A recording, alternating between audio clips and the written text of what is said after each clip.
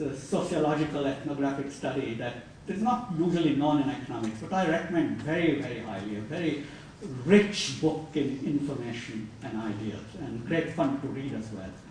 Right at the beginning, he sets up his whole story by talking about this cattle farmer who tells him that when a butcher comes to me to buy an animal, he knows that I want to cheat him by supplying a low-quality animal. And I know that he wants to cheat me by then reneging on the promised payment. And so both of us need this mafioso, Pepe, to keep both of us honest. And we both pay Pepe a commission. So what does Pepe do? It turns out he does two kinds of things. He keeps track of who's been a good trader and who's been a bad trader. So he might tell this guy, I've known that butcher for a long time and he's honest, yeah, I deal with him. Or he cheated a customer of mine the last time. By the way, there's nothing intrinsic why the mafioso should give an honest answer rather than gang up with one of the parties and cheat the other. That's got to be a part of the game equilibrium. What's happening is that in technical terms, this is converting what would otherwise be a one-time game between the farmer and the butcher into a repeated game of each of them separately with Pepe. So Pepe can keep this kind of information, one kind of role that I mentioned, or the other thing is he can say, oh, I don't know anything about the butcher, but go ahead, deal with him, and if he cheats you on the payment, come and tell me, and I'll go and smash his kneecaps, or whatever. Turns out, by the way, that the fee for the kneecap smashing service is higher than the fee for the information service. And you might think, oh, this must be because the kneecap smashing service is more dangerous or riskier for Pepe or something like that. But that's not quite good enough, because in economic technical terms, these are all cost side explanations. But Pepe is a monopolist and he's charging above cost. We need demand side explanations. Why people are willing to pay more for the kneecap smashing service than for the information service. And that needs more detail in a game theoretic model. I invite you to read up my paper on this, which is referred to at the end. But it's an interesting question to think about.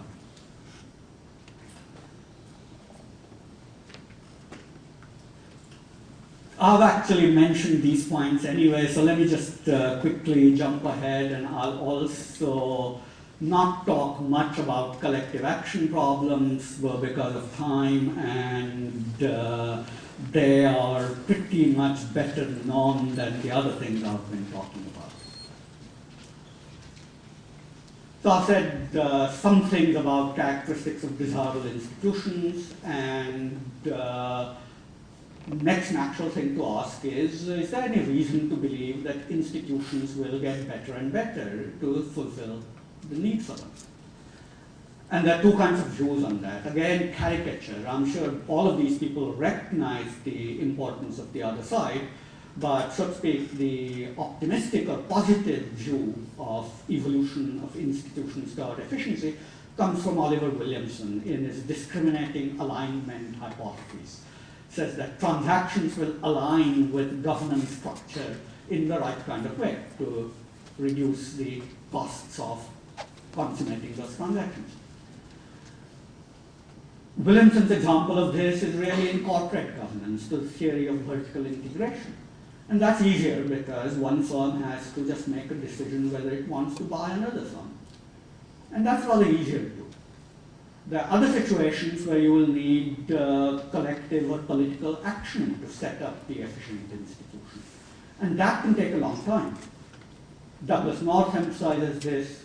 Trond Eggertsen has a dramatic example of how in Iceland, a dysfunctional farming institution persisted for centuries when fishing would have been the more efficient thing for the whole community to be doing.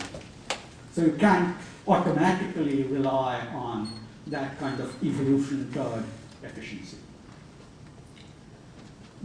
Also importantly, if you start to bring in new institutions that on their own might be efficient, they can interact badly with existing ones. Probably the best example of that is the third one that I mentioned there. namely that if you take Western legal systems and try and just implant them into Russia or India or wherever, India already has that kind of a system but doesn't function very well anyway. If you try to do that, it would not work. You need a whole lot of other change in society, etc., before Western-style institutions can be effective. And this is something important to remember. Given that, and given a whole lot of these other things that also I have mentioned before on the limited role of the government, the role of private entrepreneurs in taking initiatives, etc., what are the kind of suggestions we can make? Both to policy advisors, as some of you may end up being, and to policy makers, that others you may end up being, let's say, in the Turkish economy. Policy advisors, particularly those from the IMF or World Bank who come in, or Western experts who come in to recommend institutional change, the most important is the mismatch problem. Whether what they are recommending will interact well with what exists, or whether it will make things even worse. And you can get some general principles, but you need to combine them with a whole lot of context-specific information that the locals have.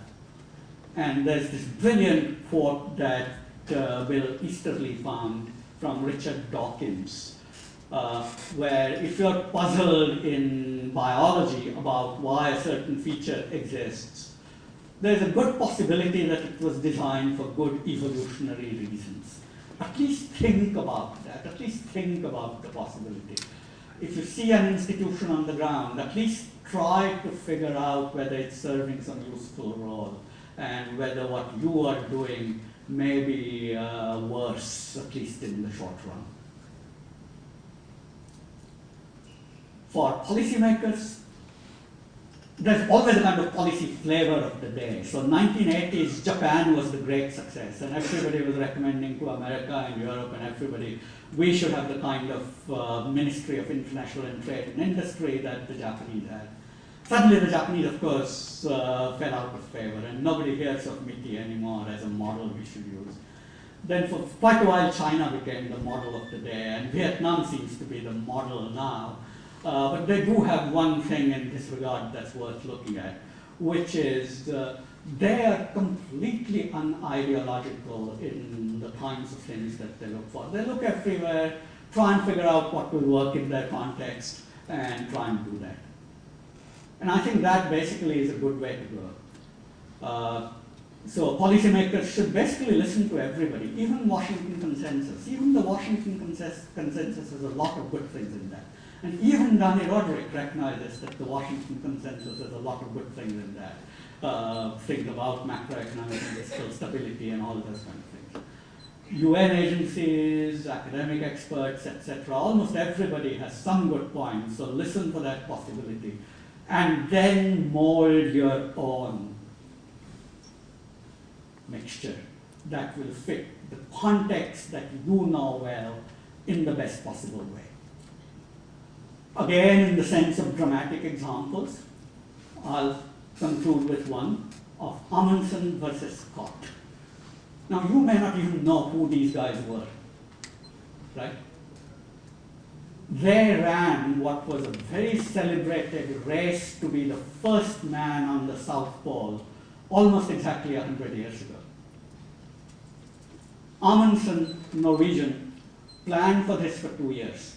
He had previously been on an equally celebrated crossing of the Northwest Passage and had stayed for a winter among the Inuit Eskimos. He had learned a whole lot about how they cope with the cold, learned dog sled driving, all those kind of things, the kind of dress that was best for the very cold temperatures. He combined that with the Nordic skills, skiing particularly, and modern inventions like the Primus stove. he kept on improving his clothing, footwear, etc., almost all the way up to his final journey to the pole. He skied from the edge of the Antarctic continent to the South Pole and back in 99 days. And using that technology, that record still stands. Scott, the Brit, believed that the British knew everything and there was no need for them to learn. And in particular, the British Navy had everything figured out. He used all the things that they were doing by way of dress, horse-led transport, kinds of tents, all those kind of things. And it took him something like 150 days to make it almost back. Finally, he was caught by the worsening winter, and his whole party of 5 died very miserable deaths. So my advice to policy makers in less developed countries, transition economies, or in any other country that wants to reform its institutions of governance, build new institutions of governance, etc., is be like Amundsen, not like Scott. Thank you very much.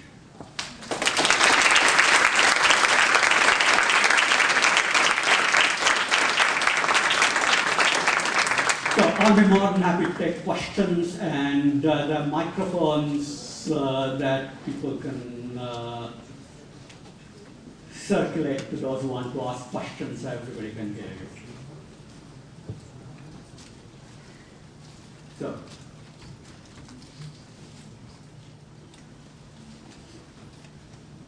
Okay, this is a simple question. A lot of industry associations in Turkey have an ethic code, but they cannot implement it. So something is missing. What? Maybe you can elaborate that a little bit. I mean, usually what happens is that the ethics code